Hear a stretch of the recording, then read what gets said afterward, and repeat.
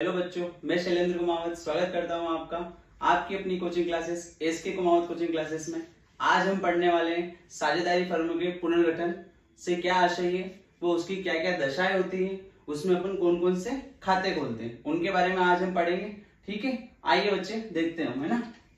सबसे पहले क्या देगा बेटा, साझेदारी फर्मों का पुनर्गठन।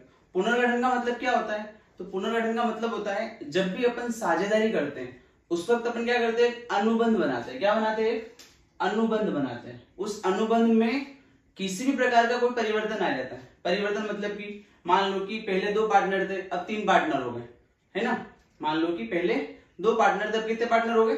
3 पार्टनर हो गए। तो उसको अपन क्या बोलेंगे बेटा, साझेदारी फर्म का पुनर्गठन। ठीक है, मान लो कि ऐसा होता है कि यदि 3 साझेदार में से कोई एक साझेदार फर्म छोड़ के चला जाता है, तो ऐसी स्थिति को भी अपन क्या बोलेंगे, साझेदारी फर्म का पुनर्गठन। ठीक है बेटा, तो इसका आशय देखो क्या बोल रहे हैं, साझेदारी अनुबंध में किसी भी प्रकार का परिवर्तन होता है तो उसे साझेदारी फर्म का क्या कहते हैं अपन, पुनर्गठन कहते हैं। आया समझ में कि नहीं आया?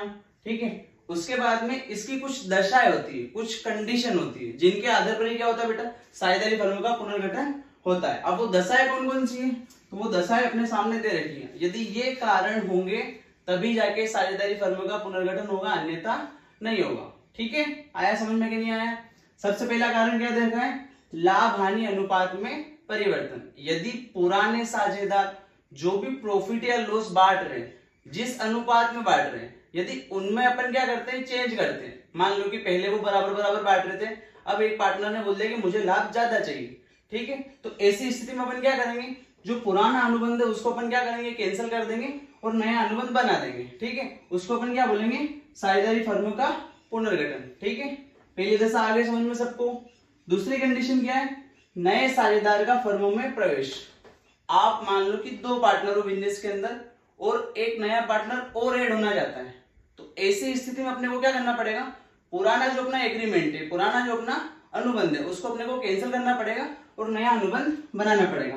तो उसी को अपन क्या बोलेंगे, साझेदारी फर्म का पुनर्गठन। तीसरी दशा बेटा आपकी आती है साझेदार की निवृत्ति या अवकाश ग्रहण। कोई साझेदार मान लो वृद्धावस्था में आ जाता है या बूढ़ा हो जाता है या कोई और कारण हो जाता है, तो ऐसी स्थिति में वो फर्म में नहीं रहता है, वो बिजनेस को क्या करता है बेटा, छोड़ के चला जाता है। तो उस कंडीशन में भी अपन क्या करते हैं, साझेदारी फर्म का पुनर्गठन करते हैं। पुराने एग्रीमेंट को अपन क्या करते हैं बेटा, कैंसिल कर देते हैं और उसकी जगह पर नया एग्रीमेंट बना देते हैं। इस स्थिति को अपन क्या बोलते हैं, साझेदार की निवृत्ति या अवकाश ग्रहण। ठीक है, इसमें भी फर्म का क्या होता है, पुनर्गठन होता है। ये सारी जितनी भी दशाएं दे रखी ना, ये सारी किसकी है, पुनर्गठन की है। यदि इनमें से एक भी कारण होता है तो अपन फर्म का क्या कर देते बेटा, पुनर्गठन अपन कर देते हैं। आया समझ में कि नहीं आया? उसके बाद अगला क्या दे रखा है, साझेदार की मृत्यु। तो ये तो बोलने से समझ में आ रहा है, यदि 4 पार्टनर में से कोई एक पार्टनर की मृत्यु हो जाती है तो उस स्थिति में अपने को क्या करना पड़ेगा, पुराना जो एग्रीमेंट है उसको कैंसिल करना पड़ेगा और उसकी जगह पर नया एग्रीमेंट बनाना पड़ेगा। अगली कंडीशन आती है 2 फर्मों का एकीकरण। मान लो कि अपना बिजनेस थोड़े छोटे लेवल पर है और अपन ने उसको सोचा है कि इसको अपने को बड़े लेवल पर ले जाना है, तो अपन ने क्या करा, जो भी अपना कॉम्पिटिटर था, जो भी अपना क्या था, प्रतिस्पर्धी था, उसने और अपन ने दोनों ने क्या करा, साथ में बिजनेस करने की सोच ली। उसकी फर्म और अपनी फर्म, दोनों ने अपन ने क्या सोचा कि एक साथ बिजनेस करेंगे। तो अपन क्या करेंगे, दोनों की जो पुराने एग्रीमेंट रहेंगे उनको अपन कैंसिल कर देंगे और उनकी जगह पर एक नया एग्रीमेंट क्या करेंगे, अपन बना देंगे। उसी को क्या बोलते हैं बेटा, 2 फर्मों का एकीकरण। इस दशा में भी साझेदारी फर्म का क्या होता है बेटा, पुनर्गठन होता है। आया समझ में कि नहीं आया? अब सर साझेदारी फर्म का जब पुनर्गठन होता है तो कौन कौन से खाते खोले जाते होंगे, ये क्वेश्चन भी बहुत सारे बच्चों का रहता है। तो ऐसी स्थिति में बेटा 3 खाते खोले जाते हैं। कितने खाते खोले जाते हैं? 3 खाते। सबसे पहला जो आपका आता है उसको अपन बोलते हैं पुनर्मूल्यांकन खाता।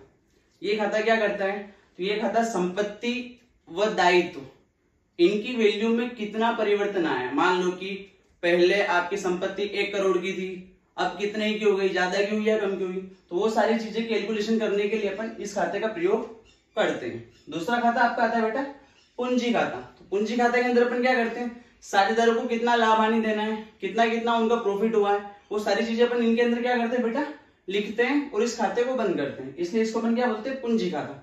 ये बनाने में बहुत ज्यादा क्या होता है, जरूरी होता है। और उसके बाद में सबसे अंतिम खाता होता है आपका चिट्ठा। चिट्ठा का मतलब क्या होता है, तो इसका मतलब होता है बैलेंस शीट।